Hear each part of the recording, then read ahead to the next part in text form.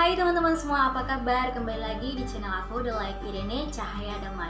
Saya harap teman-teman semua selalu diberkati Tuhan. Di video kali ini aku akan membahas tentang kehidupan Yohanes Pembaptis. Tapi sebelum melanjutkan video ini, jangan lupa klik tombol subscribe, bunyikan loncengnya supaya teman-teman nggak ketinggalan dengan video-video yang aku upload selanjutnya. Dan kalau teman-teman suka dengan video ini, jangan lupa di like juga ya. Dimulai dengan nama Yohanes. Nama Yohanes Pembaptis dalam bahasa Ibrani adalah Yohanan Matbil. Dalam bahasa Yunani, Ho Hagios atau Propetes, dan bisa juga Kai Baptites.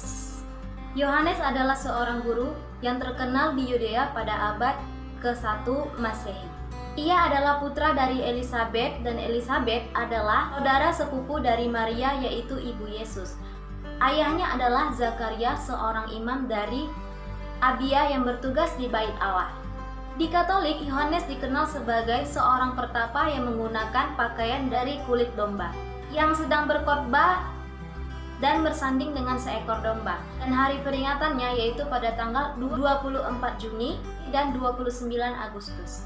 Yohanes adalah utusan Allah yang mendahului Yesus Kristus. Pada masa kecil Yohanes tidak banyak diketahui di dalam Alkitab, tetapi yang diketahui hanya pada saat di dalam kandungan dan masa kelahirannya, yaitu di mana pada saat ia di kandungan ibunya, ketika Elisabet bertemu dengan Maria ibu Yesus, di mana Maria pada saat itu juga sedang mengandung Yesus, Yohanes melonjak-lonjak di dalam perut Elisabet karena kegirangan bertemu dengan Maria ibu Yesus. Ia disebut Yohanes Pembaptis karena pekerjaannya membaptis orang Israel untuk mempersiapkan orang-orang Israel bertemu dengan Mesias.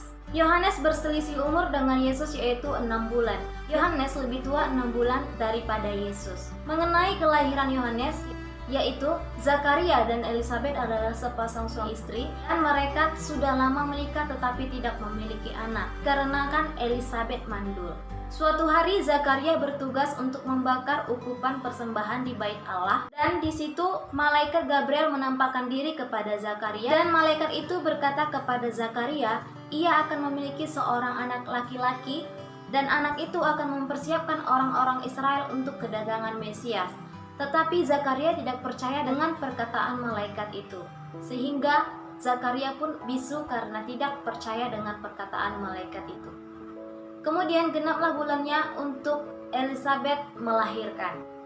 Pada saat Elisabet melahirkan, banyak orang yang datang mengunjungi Elisabet dan merasa kagum atas kuasa Tuhan bagi keluarga Elisabet.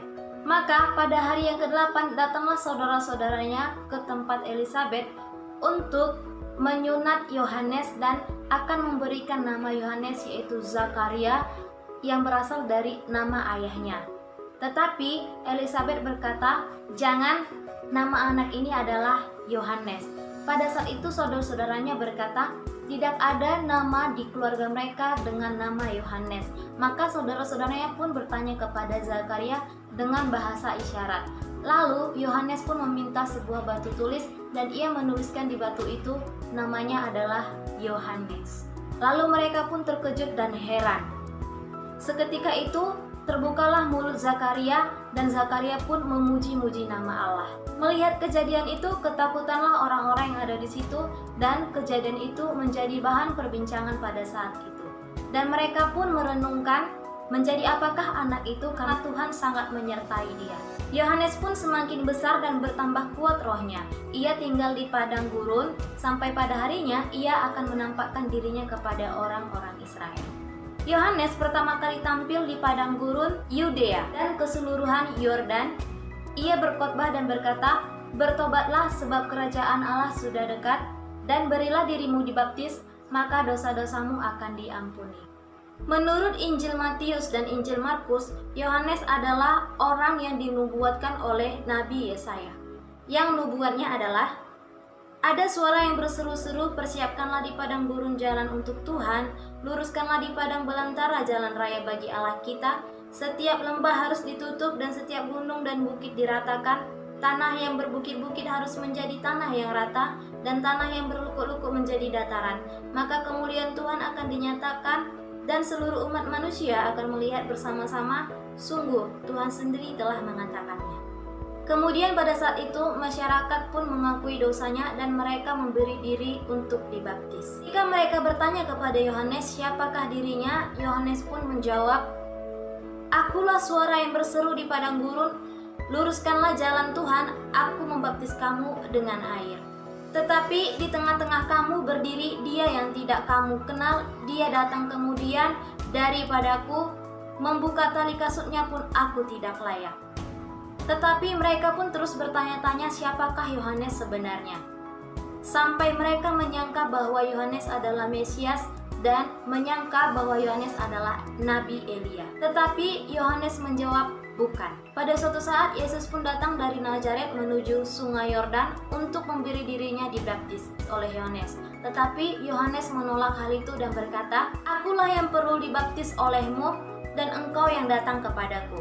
Lalu Yesus menjawab, "Biarlah hal itu terjadi, karena demikianlah sepatutnya kita mengenakan seluruh kehendak Allah." Lalu Yohanes pun membaptis Yesus pada saat itu. Tidak lama setelah pembaptisan Yesus, Yohanes menegur raja wilayah pada saat itu, yaitu yang bernama Herodes. Karena peristiwa istri Herodes dan peristiwa kejahatan-kejahatan yang dilakukan oleh Herodes pada saat itu. Akibat dari itu Herodes pun menambah kejahatan-kejahatannya dan menangkap Yohanes untuk dipenjara. Sebab akibatnya yang paling kuat yaitu karena Yohanes menegur Herodes karena menikahi istri dari saudaranya. Yohanes berkata kepada Herodes, "Tidak halal engkau mengambil istri saudaramu sendiri." Akibat teguran Yohanes kepada Herodes, Herodias, istri dari Herodes, merasa sakit hati dan ingin membunuh Yohanes. Tetapi keinginannya itu tidak dapat dilakukan karena Herodes tidak ingin untuk membunuh Yohanes karena dia tahu bahwa Yohanes adalah orang yang kudus dan suci, dan pada saat itu masyarakat menganggap bahwa Yohanes adalah seorang nabi, jadi dia menjaga harkat martabatnya di depan seluruh masyarakat. Namun pada saat Herodes berulang tahun, ia mengadakan perjamuan untuk pembesar-pembesarnya dan perwira-perwiranya. Dan di pesta itu, anak Herodes tampil dan menari-nari di pesta itu, dan anak itu menyukakan hati Herodes. Sehingga Herodes berkata kepada anaknya, "Mintalah apa saja kepadaku, aku akan memberikan kepadamu, maupun itu setengah dari kerajaanku." Lalu ketika pada saat itu, anak itu pun pergi kepada ibunya dan bertanya kepada ibunya, "Apakah yang harus aku minta kepada ayah?" Lalu jawab ibunya, "Mintalah kepala Yohanes." Dengan cepat anak itu berlari kepada Herodes dan berkata kepadanya, "Aku ingin kepala Yohanes pada saat ini dan berikan kepadaku di atas talam." Pada saat itu Herodes pun merasa sedih hatinya karena ia tidak rela untuk membunuh Yohanes. Tetapi karena ia malu dengan tamu-tamunya pada saat itu dan karena sumpahnya yang telah dia katakan tadi, maka ia pun melaksanakan permintaan anaknya itu. Dan ia pun menyuruh pengawalnya untuk memenggal kepala Yohanes. Dan pengawal itu pun pergi memenggal kepala Yohanes, dan pengawal itu membawakan kepala Yohanes di atas talam kepada anaknya. Dan anaknya juga memberikan kepada ibunya. Mendengar hal itu, murid-murid Yohanes pun datang mengambil mayat Yohanes dan menguburkannya dan membaringkannya di dalam kuburan. Kuburan Yohanes menurut para sejarawan, ia dikuburkan di Sebaste. Namun Herodes membongkar kuburan Yohanes dan mengambil kepalanya. Para sejarawan menemukan pertama kali tengkorak kepala Yohanes yaitu pada abad keempat, dan penemuan yang kedua yaitu pada tahun 452. Tetapi dari beberapa arkeolog juga menemukan beberapa kerangka Yohanes yaitu di gereja kuno Bulgaria. Ada juga mengatakan mereka telah menemukan beberapa gigi, rahang, dan lengan Yohanes di altar sebelah gereja kuno di salah satu pulau yaitu Pulau Hitam. Memang setelah penguburan Yohanes, Herodes menyebarkan bagian tubuh Yohanes ke berbagai tempat. Sampai saat ini banyak tempat mengklaim telah memiliki beberapa bagian tubuh dari Yohanes. Sekian dari pengetahuan ini, semoga bermanfaat untuk kita. Kalau teman-teman ada pengetahuan tentang Yohanes Pembaptis, boleh komentar di bawah ya. Dan jangan lupa klik tombol subscribe-nya dan bunyikan loncengnya supaya teman-teman gak ketinggalan dengan video-video yang aku upload selanjutnya. Dan kalau teman-teman suka dengan video ini, jangan lupa di like juga ya. Terima kasih buat teman-teman yang udah subscribe dan like. Tuhan Yesus